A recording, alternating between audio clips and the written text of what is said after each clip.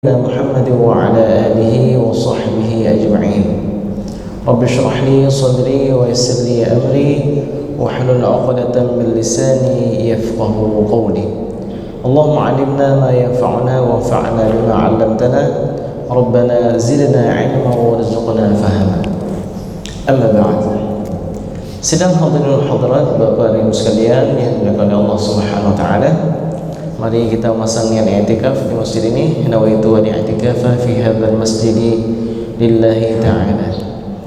Pada hari yang berbahagia ini kita sudah masuk ke dalam inti kajian daripada fikih muamalat kita yang sebelumnya adalah masih seputar muqaddimah pendahuluan.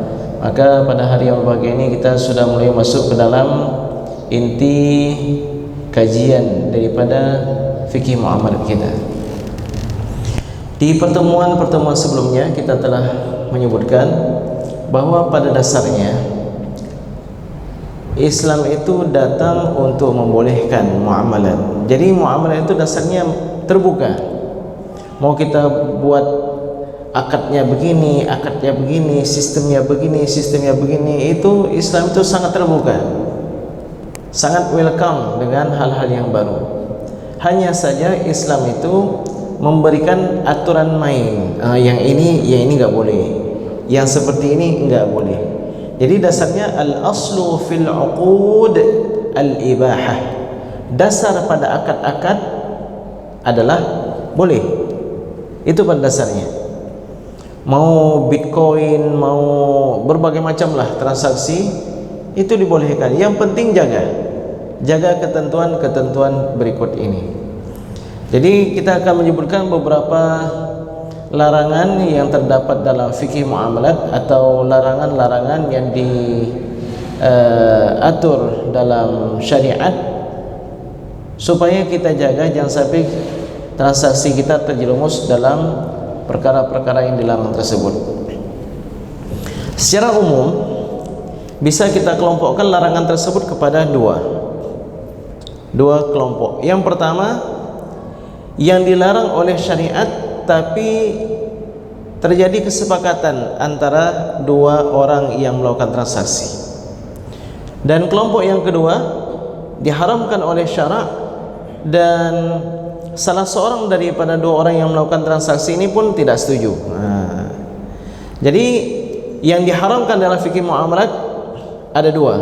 Yang pertama, atas seizin kedua yang melakukan transaksi, apakah si penjual dan si pembeli, kedua-duanya ridha. Tapi karena syariat mengharamkan, maka menjadi haram. Adapun yang kedua, syariat mengharamkan dan salah seorang daripada kedua ini pun tidak setuju ataupun tidak ridha, tidak mengizinkan terjadi transaksi tersebut. Jadi kita melangkah satu persatu karena dalam setiap satu dari dua ini itu banyak cabangnya. Kita mulakan yang pertama, larangan dalam fikih muamalat, yaitu yang diharamkan syarak namun atas seizin kedua dari yang melakukan transaksi. Yang pertama adalah riba. Nanti kita akan bahas tentang riba, kemudian perjudian.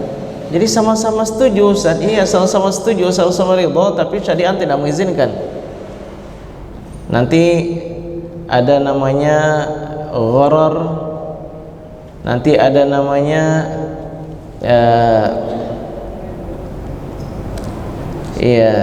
harta yang diambil dengan sumpah palsu atau harta yang didapatkan dengan cara yang benar tapi tujuannya tidak benar. Itu nanti akan kita bahas. Yang pertama sekali adalah riba. Sering kita dengar riba. Enggak boleh lu, itu riba. Apa itu riba? Sedikit-sedikit itu riba. Boleh enggak bekerja di sales mobil, sales motor? Enggak bisa, itu riba. Sedikit-sedikit riba. Apa itu riba? Yang pertama, secara bahasa riba itu ziyadah, bertambah. Jadi riba pada dasarnya maknanya positif, bertambah. Tapi secara istilah, secara syar'i itu riba itu menjadi sebuah transaksi yang tidak baik, yang haram. Imam Zakaria Al-Ansari dalam kitab beliau Asnal Matalib, begitu pula Al-Khatib Asy-Syarbini dalam kitab beliau Mughni Al-Muhtaj, mendefinisikan riba itu sebagai aqdun, sebuah akad, ala iwadin makhsus, terhadap pertukaran tertentu, ghair ma'lumit tamathul, yang tidak diketahui persamaannya, enggak seimbang ini, fi mi'yar syar'i, dalam ukuran syarak. Jadi tidak seimbang, tidak diketahui kesamaannya dalam ukuran syarak. Halatal aqdi, yaitu pada waktu akad. Jadi jual beli barang tapi enggak sama ukurannya secara syarak. 1 goni atau 5 kilo beras ramos dengan 5 kilo beras bulog, ya, atau 10 kilo beras bulog. Karena dalam hitungan kita ini beras ramos lebih mahal daripada beras catu, beras bulog. Jadi wajar 2 kali lipat atau 1 kali lipat setengah atau bahkan mungkin 3 kali lipat. Namun perbedaan ini tidak diperhitungkan dalam syarak. Yang dalam syarak yang diperhitungkan adalah ini sama-sama beras, sama-sama makanan pokok. Jadi 5 kilo ini harus dengan 5 kilo ini. Tapi Ustaz, kualitasnya dalam syariat Islam tidak diperhitungkan kualitas yang seperti ini. Ini jual beli, kalau sejenis maka harus sama timbangannya. Ini kurma ajwa, ini kurma sukari. 1 kilo ini seharusnya sebanding dengan 3 kilo ini. Tapi dalam hitungan syarak itu enggak ada bedanya. Sama-sama kurma, sama-sama makanan pokok. Jadi kalau 1 kilo ini dengan 1 kilo ini juga. Kalau seandainya dipertimbangkan harganya, misalnya 1 kilo kurma ajwa dijual dengan harga 3 kilo kurma sukari, maka dalam hal ini terjadilah namanya riba al-fadl. Apa itu riba al-fadl? Nanti kita akan jelaskan. Jadi riba itu sebuah akad terhadap pertukaran tertentu, pertukaran 2 barang. Boleh jadi barangnya sama, boleh jadi yang satu barang, satu lagi harganya, yang tidak diketahui persamaannya dalam ukuran syarak pada waktu akad, atau dengan melambatkan kedua penukaran tersebut atau salah satunya.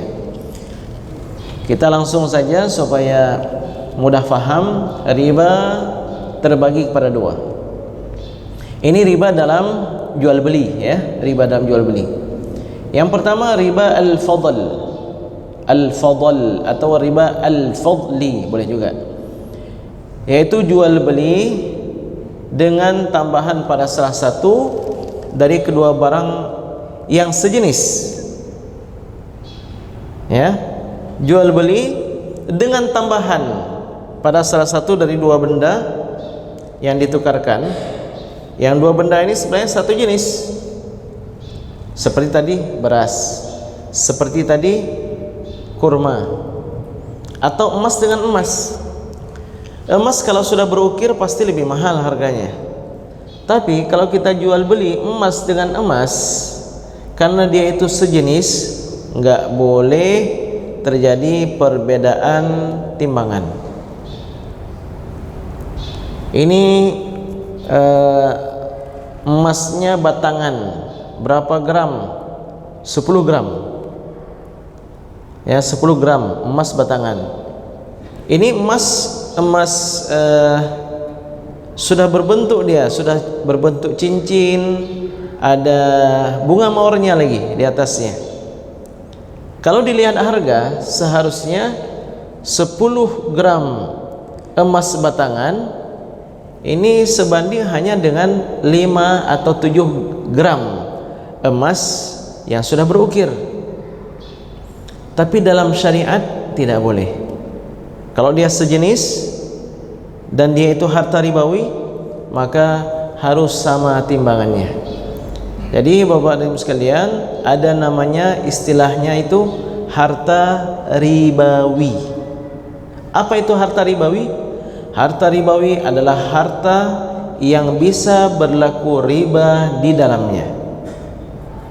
Berarti nggak semua harta itu harta ribawi. Mana saja harta ribawi? Nabi SAW pada dasarnya menunjukkan hanya 6, hanya menyebutkan 6: emas, perak, gandum, tamar, syair, dan garam.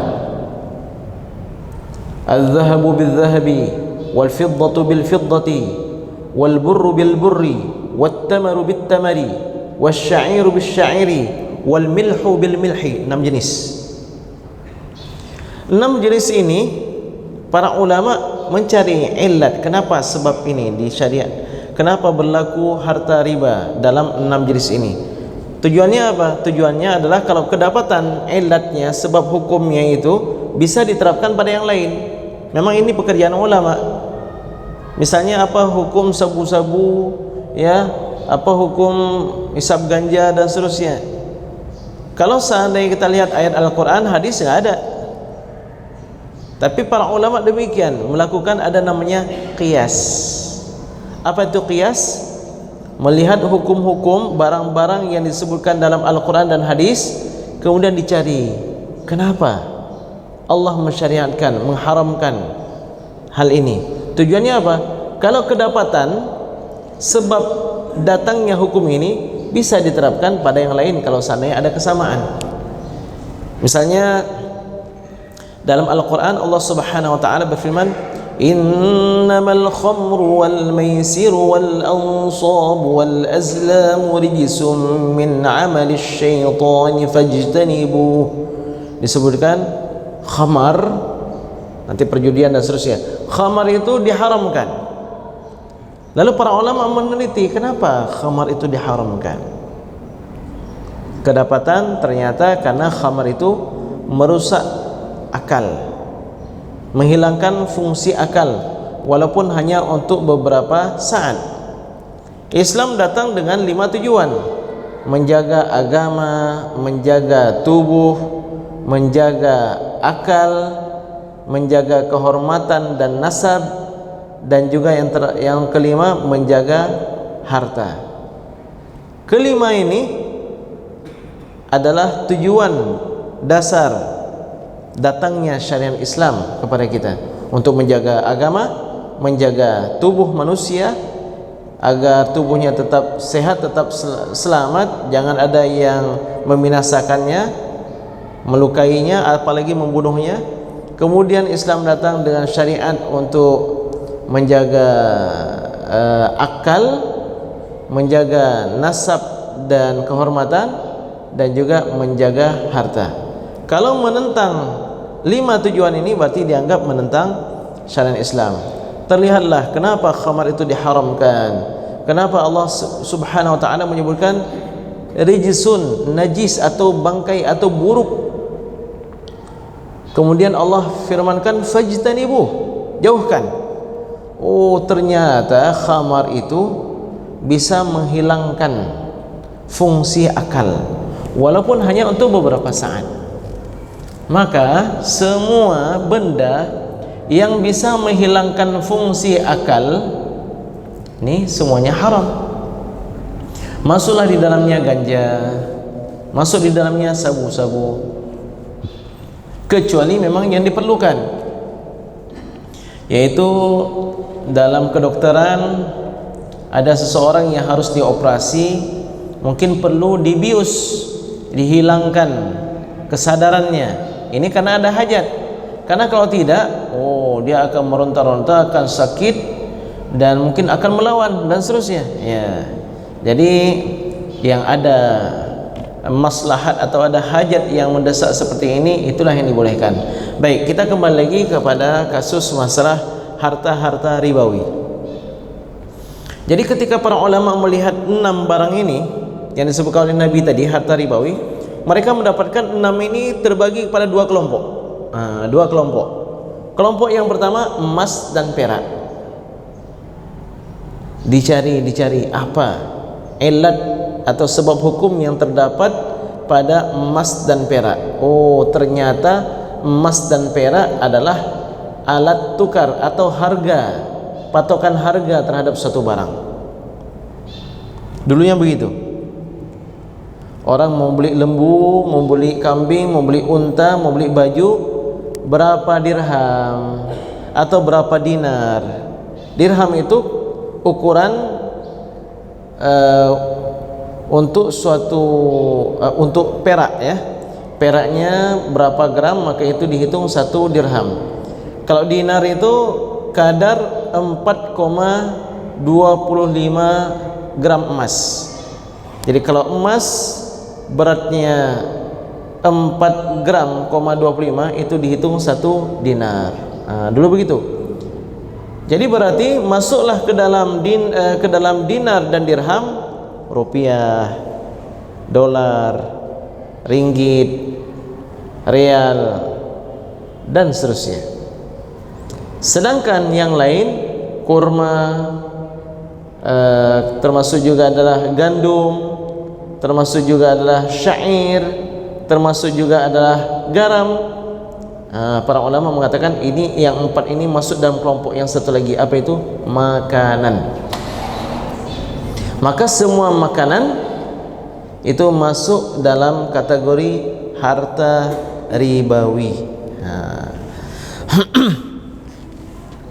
Jadi riba fadl itu jual beli pada dua barang yang sejenis. Mana yang sejenis? Kurma dengan kurma, atau gandum dengan gandum, atau beras dengan beras, atau emas dengan emas, atau perak dengan perak, ataupun rupiah dengan rupiah. Dengan apa? Riba al-fadl. Fadl itu artinya lebih, dengan melebihkan salah satu daripada keduanya. Kalau pada rupiah misalnya bagaimana? Ini kita mau lebaran. Biasanya kalau kita mau lebaran itu perlu uang kecil-kecil yang baru-baru. Ya. Kita mau misalnya ada duit sama kita 2 juta. Kita cari uang pecahan 20.000. Jadi kalau 2 juta itu berapa lembar dapat? Dapat 100 ya. Dapat 100 lembar 20.000. Jadi 2 juta kita bawalah ke bank. Tolong ini 2 juta ini diganti dengan pecahan 20.000. Oh boleh Pak, tapi ini kami berikan harga 2 juta 20.000. 20.000 itu maksudnya apa? Ya bayaran lebih lah, karena kami akan memberikan uang-uang yang baru yang masih keras kepada Bapak. Ini berarti apa terjadi?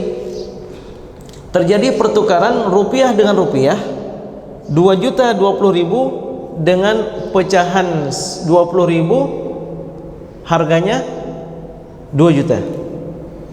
Berarti secara tidak langsung terjadi pertukaran rupiah dengan rupiah antara 2.020.000 dengan 2 juta. Ini boleh atau enggak? Tidak boleh. Tidak bolehnya kenapa? Riba. Ribanya riba apa? Riba fadl atau riba fadli. Itu jual beli dua barang yang sejenis, sama-sama rupiah, tukar menukar ini, tapi salah satunya dilebihkan. Ya. Contoh kasus lain apa? Contoh kasus lain yang mudah tadi itu beras. Kita bilanglah mereknya. Yang 165.000 satu goni 15 kilo itu apa misalnya? Misalnya beras Pak Tani atau beras udang biru ya. Udang ada warna biru rupanya. Beras udang biru Pak Tani itu seharga 165.000 15 kilo, dengan yang berasnya itu mungkin kita bilanglah 100.000. Contohnya beras apa itu? Ya, beras apa? Beras raskin lah kita bilang. Beras raskin. Seyogianya kalau seandainya kita tukar, ya, ini bandingannya itu 1 dengan 1,6 ini seharusnya. Kalau 1 kilo beras Pak Tani seharusnya sebanding dengan 1,6 kilo, ya, 1 kilo 600 gram dari beras raskin. Kalau kita mempertimbangkan harga, tapi ternyata dalam syariat ini tidak dibolehkan. Kalau kita mau jual 1 kilo, ya dengan 1 kilo ini juga barter berarti. Kalau kita jual barter 1 kilo ini dengan 1 kilo ini juga. Tapi Ustaz, rugilah saya. Enggak, dalam syariat enggak boleh. Tapi uangnya kan rugi. Kalau begitu ada solusinya. Apa solusinya? Beras ini dibeli dulu dengan rupiah, lalu dengan rupiah tersebut dibelilah beras yang lain. Jadi di waktu itu bukan lagi terjadi jual beli beras dengan beras, tapi sudah beras dengan uang. Jadi di sini perlu kita fahami bersama berkaitan dengan riba al-fadl.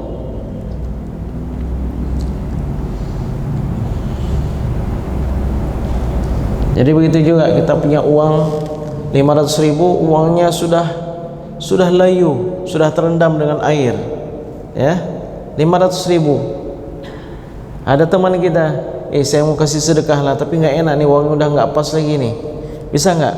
Oh boleh, tapi ini saya kasih 500.000, tapi nggak cukup itu 500.000, 550 lah. Jadi kita cari uang 50.000 lagi, kita kasih 500.000, menjadi 550.000, dia kasih ke kita 500.000, itu riba, ya, itu riba. Riba apa namanya? Riba al-fadl. Yang kedua, riba namanya riba nasi'ah. Riba nasi'ah ini adalah az-ziyadah fi ahadil badalaini sawa'un akana muttahidai al-jinsi am la biduni an tuqabila hadhihi az-ziyadatu bi'iwadin siwa ta'khir ad-daf'i. Kalau riba al-fadl artinya lebih. Sedangkan riba nasi'ah itu artinya menangguhkan. Berarti riba nasi'ah itu penambahan karena sebab penangguhan. Penambahan karena sebab penangguhan. Baik ada penambahan secara langsung ataupun penambahan pada waktu. Jadi misalnya bagaimana? Emas dengan perak, atau uang dengan emas. Ini yang sering terjadi di jual beli di daerah kita. Jual beli emas, saya mau beli emas. Seharusnya karena barangnya ini satu jenis, satu ilat, sama-sama harta ribawi, masuk kategori barang yang pertama, yaitu barang yang menjadi patokan harga. Ini yang harus dijaga adalah serah terima secara langsung. Emas dengan perak, emas dengan emas, perak dengan perak, atau uang dengan emas atau uang dengan perak. Ini satu kelompok semua ini. Kelompok yang kedua, makanan. Kurma dengan kurma, atau kurma dengan gandum, atau kurma dengan beras. Ini satu kelompok. Sudah terbayang nih kan? Jadi harta ribawi tadi kan dua kelompok, harta ribawi. Dua kelompok. Kalau dia masih dalam satu kelompok, ya, kita bilanglah emas dengan perak.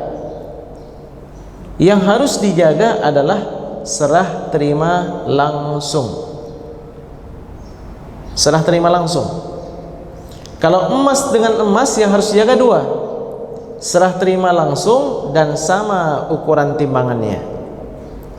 Beras dengan beras, kurma dengan kurma, karena sejenis, yang harus dijaga dua. Apa itu? Sama timbangannya dan serah terima langsung.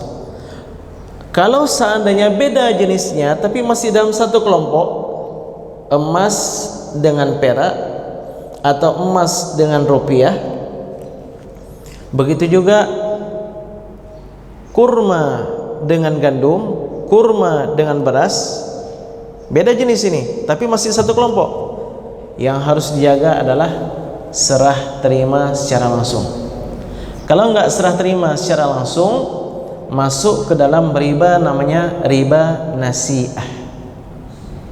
Baik bertambah secara bendanya ataupun waktunya yang tidak serah terima sehingga bertambah waktunya, ini masuk dalam kategori riba nasi'ah. Jadi seharusnya bagaimana? Pak, berapa mayam emas satu mayam hari ini? Emas satu mayam hari ini 3 juta rupiah. Saya mau Pak, emasnya itu yang beratnya 7 mayam. 7 mayam yang bentuknya seperti begini. Oh, itu harus kita pesan dulu Pak. Boleh, kapan selesai? Besok. Tapi uangnya harus kasih sekarang Pak. Ini yang tidak boleh. Tapi kalau seandainya Pak bisa berikan sesuatu sebagai jaminan bahwa Bapak akan ambil besok, oh boleh, ini dia. Apa ini? 100.000 atau 500.000? Oke Pak, besok saya kembalikan ini. Besok 500.000 ini saya akan kembalikan kepada Bapak supaya Bapak melakukan transaksi yang baru. Saya berikan emas dan Bapak berikan uang secara langsung. Itu boleh. Tapi kalau seandainya akad pemesanan barangnya tapi harganya langsung diberikan, dilihat ini harta ribawi atau bukan harta ribawi. Kalau harta ribawi enggak boleh serah terima satu alat tukar dulu baru kemudian diberikan berikutnya alat yang dijual yang lain. Itu nggak bisa. Begitu juga misalnya tukar tambah misalnya kita punya cincin, bukan kita ya, istri kita punya cincin ada 2, yang satu 3 mayam, satu lagi 2 mayam. Kita mau kita belikan untuk istri kita satu cincin 5 mayam. Pak, ini mau saya jual. Pergi kita ke toko emas, kita berikan cincin 2 buah, satu 3 mayam, satu 2 mayam. Ini mau apa Pak? Saya mau beli, mau tukar tambah dengan cincin ini menjadi 5 mayam. Boleh Pak, tapi kebetulan cincinnya belum ada yang 5 mayam ini. Bagaimana? Bisa kita besok aja? Oh bisa. Berarti besok saya balik ya? Iya, besok saya balik. Besok Bapak balik. Berarti aman itu. Tapi kalau seandainya, oh Pak, cincinnya harus kasih sekarang Pak. Yang 3 dan 2 mayam itu harus kasih sekarang. 5 mayam besok baru saya berikan. Jadi bagaimana itu? Ya kan ini pesan dulu Pak. Jadi bagaimana? Ya udah Bapak kasih 5 mayam sekarang, besok saya kasih cincin 1 5 mayam. Ini nggak boleh. Tapi kalau seandainya Bapak berikanlah 2 mayam dulu sebagai jaminan, besok setelah selesai Bapak datang kemari, saya kembalikan 2 mayam itu, sehingga Bapak dengan saya bertransaksi kembali 5 mayam dengan 5 mayam. Ini harus jaga, kalau nggak terjadi riba nasi'ah. Begitu juga jual beli beras. Ini saya mau jual beras, saya mau beli beras, tapi beras yang ada sama saya itu nanti di awal bulan, nggak bisa. Ya, tidak boleh. Kalau barangnya sejenis atau masuk dalam kategori satu kelompok harta ribawi, itu harus serah terima langsung. Kecuali beda kelompoknya. Mana beda kelompoknya? Pak, saya mau beli beras. Berapa satu goni? Berapa harganya Pak? 165.000. Uangnya 3 hari lagi Pak ya? Oke, boleh. Itu boleh atau enggak? Boleh. Kenapa? Karena beras dengan uang beda kelompoknya. Beras itu makanan, sedangkan uang itu alat pengukur harga. Kira-kira bisa dipahami ya? Baik. Jadi riba, ada riba al-fadl dan ada riba nasi'ah. Riba ini memang terlihat simple, tapi dampaknya sangat mengerikan. Dan yang telah kita sebutkan tadi namanya riba dalam jual beli. Ada riba dalam utang piutang. Yang paling mudah kita fahami, riba dalam utang piutang. Apa itu riba utang piutang? Meminta tambahan harga yang lebih karena sebab bertundanya pembayaran. Jadi utang, Pak, tolong saya mau berutang Pak, susah kali ini, saya mau beli makanan untuk keluarga saya, anak saya mau pulang ini dari Mesir. Berapa? 5 juta. Kapan Bapak akan bayar? Saya akan bayar 5 bulan lagi. Loh, kok banyak kali? Kok lama kali? Oke Pak, saya akan bayar dalam 2 bulan. Oke, baik. Tapi diingat ya, setiap bulan 10%. Setiap bulan 10%. Jadi 2 bulan menjadi 5 juta, berapa itu? Menjadi 6 juta. 1 bulan 10%. 10% dari 5 juta 500 ribu. 2 bulan menjadi 1 juta. Jadi dalam 2 bulan nanti bayarnya 6 juta. Itu namanya riba utang piutang atau riba jahiliyah. Dan itu yang dulu yang santer sekali di masa jahiliyah. Banyak orang mempiutangkan, ketika dilunasi harus bayar lebih banyak dari jumlah yang pernah dipiutangkan. Rasulullah sallallahu alaihi wasallam pernah bersabda, "Ijtanibu as-sab'a al-mubiqati." Jauhilah oleh kalian 7 malapetaka atau 7 dosa besar. Ya Rasulullah, apa saja 7 dosa besar tersebut? Rasulullah sallallahu alaihi wasallam menyebutkan, 1. Syirik kepada Allah. Yang kedua, sihir. Masih ada sihir sekarang? Ya, selama syaitan masih ada itu. Yang ketiga, wa qatlun nafsil lati harramallahu illa bil haqq. Membunuh jiwa yang diharamkan oleh Allah Subhanahu wa taala kecuali dengan kebenaran. Jadi jiwa ini kan enggak boleh dibunuh, baik oleh orang lain maupun oleh diri sendiri. Maka orang yang bunuh diri itu telah melakukan dosa besar. Dosa besar nomor 3 ini. Setelah syirik, sihir, bunuh diri. Membunuh jiwa orang juga tidak boleh. Illa bil haqq, kecuali dengan kebenaran. Kalau syariat Islam ditegakkan, ada orang membunuh orang lain, maka si pembunuh ini setelah dipelajari oleh mahkamah, oleh qadhi, harus ditegakkan qisas. Apa itu qisas? An-nafsu bin nafsi. Sebagaimana Anda melayangkan jiwa orang lain, maka jiwa Anda pun harus dihilangkan. Yang keempat, wa aklur riba. Termasuk dosa besar yang keempat adalah memakan harta riba. Yang kelima, wa aklu malil yatim. Memakan harta anak yatim. Hati-hati ya sekalian.